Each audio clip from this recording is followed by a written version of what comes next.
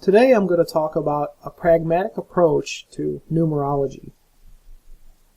Numerology, for the most part, has been made useless to us by sophists and intellectual autocrats. We've all seen people on the internet using gematria to turn words into numbers and numbers into single digits. We've all seen people trying to use gematria and other such sawed-off sophistry to try and predict the future, or to recklessly categorize unrelated objects, ideas, or people in order to try to make these comprehensible for the feeble-minded. These ways of employing numerology are useless, as far as I can see. So then, how can numerology actually be used for practical purposes? How can it help us to understand the world around us? I'm going to share with you my model for understanding numerology. This model starts off simple, but quickly gains complexity as we move up the decimal index. So, for this segment, I'm going to cover the numbers 1 to 3 and the laws that are involved with them. With that being said, let's jump right into it. We'll start with the number 1. 1 represents existence. 1 represents being. It also represents aloneness, solitude, and isolation. When 2 or more things join to become 1, this is called union. Therefore, 1 represents the mechanism of union. The law of 1 is the mechanism of union. Now let's take number 2. Your 1 has been joined by another being in existence and is no longer alone or isolated. The fact that the 2 is counted as a 2 and not 2 1s indicates that a union has occurred. Therefore, 2 and every higher number encompass the law of 1, or the mechanism of union. The law of 2 is separation. For while 2 are joined in a union, they are still individual and capable of possessing individual characteristics. Let's look at the number 3.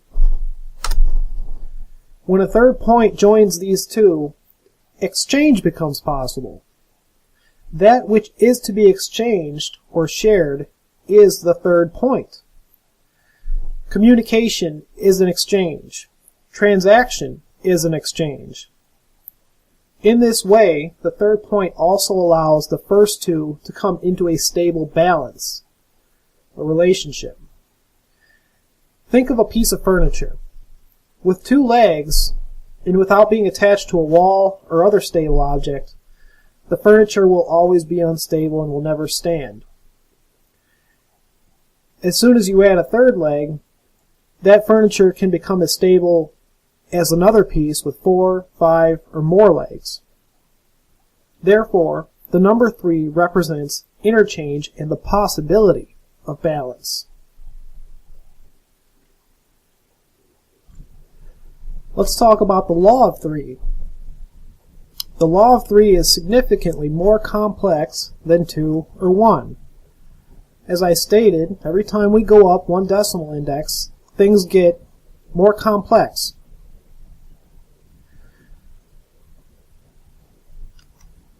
At this point in time, I can't come up with a good name, short name for the law of 3, so I'll just go ahead and try to describe the way it works.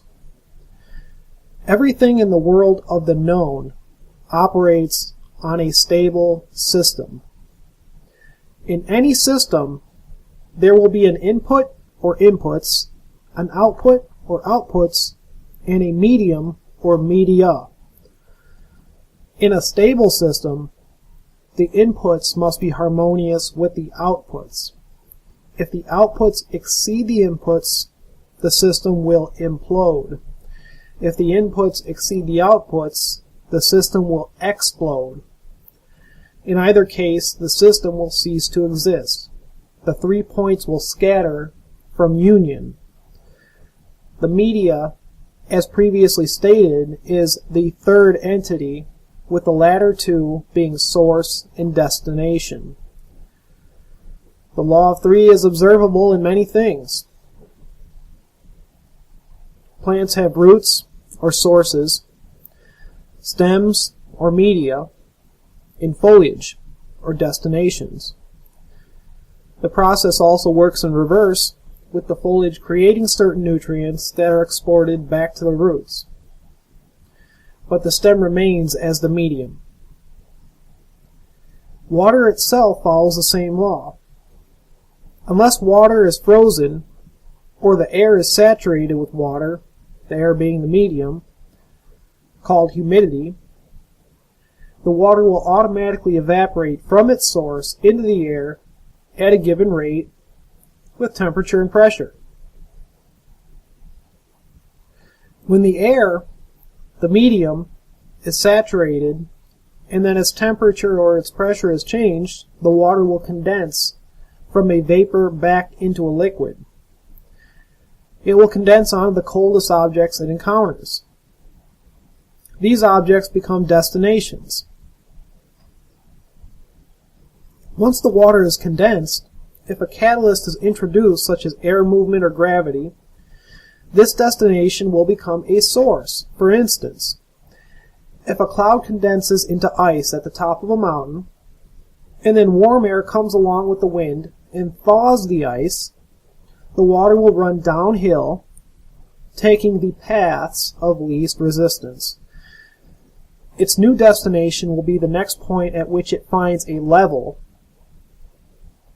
and its new media will be whatever trenches, ditches, valleys, creeks, or rivers, or other waterways allow it to run under the force of gravity.